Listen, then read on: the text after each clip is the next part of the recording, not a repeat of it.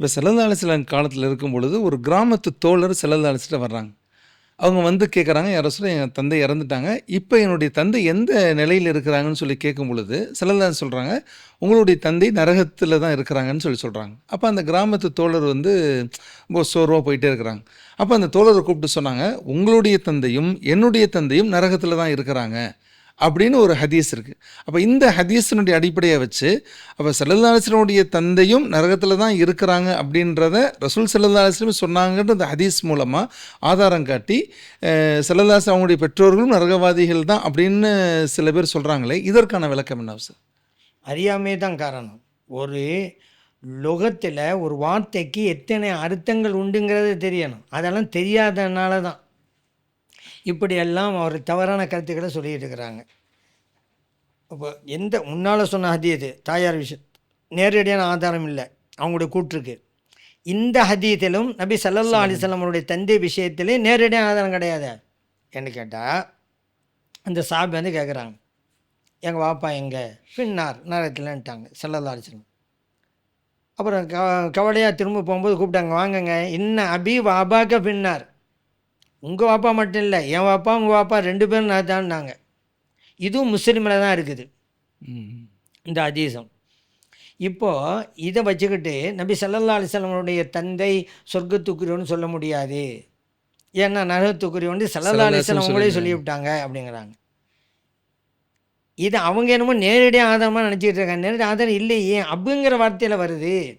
அபு அப்படின்னு சொன்னால் அதற்கு பல பொருள்கள் உண்டு அரபிய மொழியில். தந்தைக்கும் அபுங்கலாம், பெரிய தந்தைக்கும் அபுங்கலாம், சின்ன தந்தைக்கும் அபுங்கலாம், பாட்டனாருக்கும் அபுங்கலாம். அபுங்கிறது ஒரு விரிந்த பொருளை தரக்கூடியது. சொந்த தந்தையாக இருந்தால் வாலிதுங்கிற வார்த்தை, வாலிது சொந்த தந்தை தான் எடுக்கும், வேறு யாரும் எடுக்காது. இந்த அபுக்கு இத்தனை அர்த்தம் இருக்குது அப்படிங்கிறது இருக்குன்னு சொன்னால் போதான், ஆதாரம் காட்டணும்ல. சும்மா சொல்லிட்டு போயிட்டே இருக்க முடியாதுல்ல. குர்ஆன்லேருந்து எடுத்து காமிக்கலாம். எப்படின்னு கேட்டால், யாக்கூப் அலைஹிஸ்ஸலாம் தங்களுடைய பிள்ளைகளுக்கு கேட்குறாங்க, மா தஅபுதூன மின் பஅதி, எனக்கு பிறகு நீங்கள்லாம் யாரப்பா வணங்குவீங்க அப்படிங்கிறாங்க. அவங்க பிள்ளைகள் நான் சொன்னாங்க, காலு நஅபுது இலாஹக்க வ இலாஹ ஆபாயிக்க, உங்களுடைய இறைவன், உங்கள் ஆபாக்களுடைய உங்கள் மூதாதையருடைய இறைவன், அவங்கள வணங்குவோம். சரி, மூதாதையர்கள்னு சொல்கிறதுக்கு அல்லாஹ் குர்ஆனில் எந்த வார்த்தையை சொல்லிக்கிறான்? ஆபா. ஆபாங்கிறது அபு என்பதின் பன்மை சொல். அபு தந்தை, ஆபானா தந்தைமார்கள். இந்த ஆபான்னு சொன்னால உங்கள் மூதாதையர்கள், அந்த ஆபாவுக்கு யார் யாரெல்லாம் எடுக்குது, அடுத்து இறைவன் கண்டினியூ பண்ணுறான். இதோட முடியலை, உங்கள் மூதாதையர்களுடைய இறைவன் யார் அது? இப்ராஹிம் வ இஸ்மாயில் வ இஸ்ஹாக் இலாஹம் வாஹிதா, இவர்களுடைய இறைவனான ஒரே ஒரு இறைவனையே நாங்கள் வணங்குவோம். இந்த வசனம் எப்படி இருக்கா? ஆபாங்கிற வார்த்தை வந்துச்சா? ஆபாங்க நம்ம ஏற்க என்ன சொன்னோம்? சொந்த தந்தை எடுக்கும், பெரிய தந்தை எடுக்கும், சின்ன தந்தை எடுக்கும், பாட்டான எடுக்கும்ல. இங்கே பாருங்கள், இப்ராஹிம், அங்கே அடுத்து அல்லாஹ் சொல்கிறேன், இப்ராஹிம் அலைஹிஸ்ஸலாம் அவர்கள். அந்த ஆபா யார்? இப்ராஹிம் அலைஹிஸ்ஸலாம். இப்ராஹிம் யார்? இப்போ யாக்கூப் அலைஹிஸ்ஸலாத்துக்கு வந்து பாட்டனார்,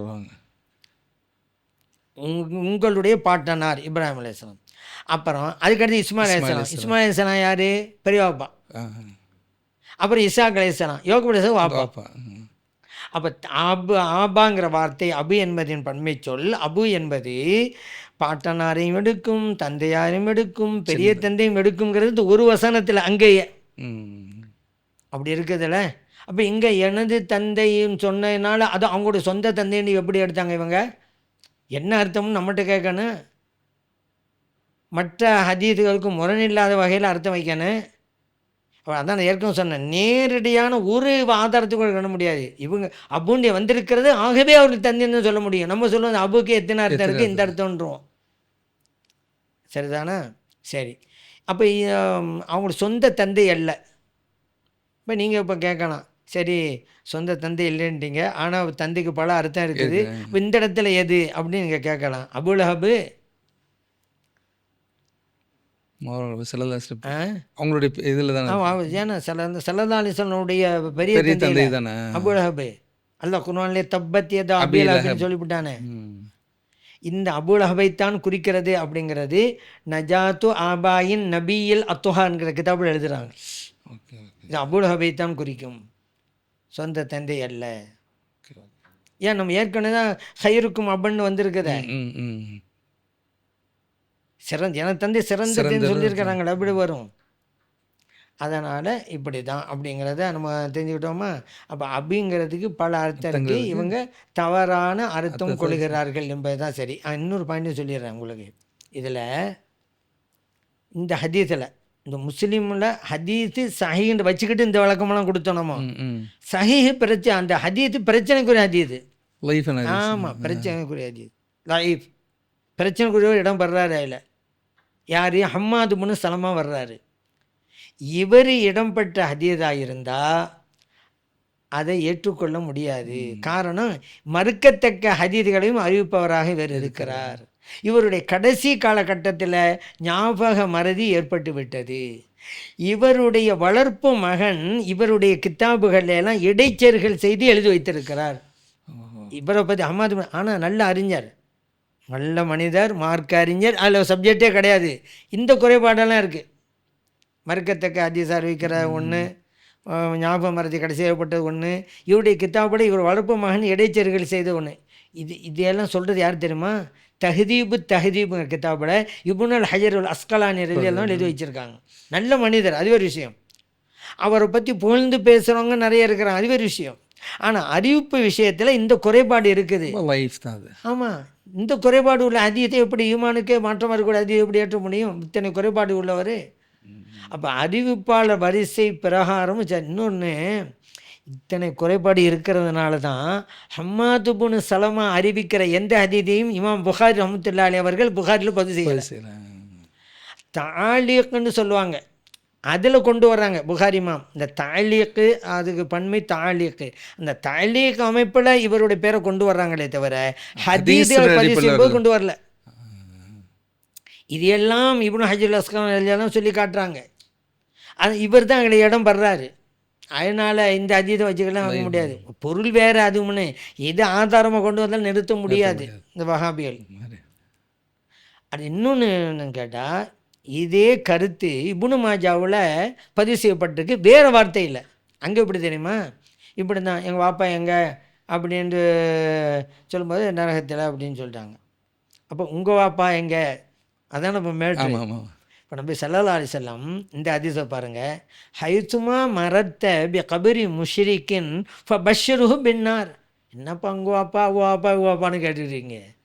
முஷ்ரிக்குடைய கபருக்கு பக்கத்தில் நீ போனாக்கா அவங்களாம் நரகம் தானே சொல்லிக்கிறங்க. இப்னு மாஜாவில் இருக்குது. எவ்வளோ அற்புதமான ஏன் ஸல்லல்லாஹு அலைஹி வஸல்லம் நோக்கம் என்ன? அவருக்கு கவலை இருக்கக்கூடாது, போயிடணும். இப்போ கவலை இருக்கக்கூடாதுன்னு சொல்லி ஏன் வாப்பாவும் நரகம்னு சொன்னால் உண்மைக்கு மாறாமல் அமைஞ்சிடும். அந்த ஹதீஸில் தான் பிரச்சனை கூட ஹதீஸ்னு சொல்லிவிட்டோமே. புனைதல் உள்ள ஹதீதுகள் தானே வரும், அதில் யாராவது புனைஞ்சிருப்பாங்க. அது இங்கே அப்படி இல்லை. அப்போ ஒரு கல்லில் ரெண்டு மாங்காய். அப்போ நம்ம அப்பா கேட்டால் எங்கள் அப்பா சொர்க்கம்னு சொன்னாக்கா அப்போ அவர் என்ன நினைப்பார்? நம்ம அப்பா நரகமா, அவள் அப்பா சொர்க்கம்னு நினைப்பார். அவருடைய கவலை போகாது. அதனால் ஏங்க இப்படி கேட்குறீங்க? இப்படி முஷ்ரிக்குடைய கபராக இருந்தால் அவங்களுக்கு நார் தாங்க, அவங்களுக்கு நரகம் தாங்க, அப்படி சலாசம் சொல்லி முடிச்சுட்டாங்க. அப்போ இப்படி தான் இருந்திருக்கணும். அந்த ஹதீஸ்லையும் இப்படி தான் இருந்திருக்கணும். யாரோ மாற்றி வச்சு விட்டாங்க, இடைச்சேர்வு பண்ணி விட்டாங்க.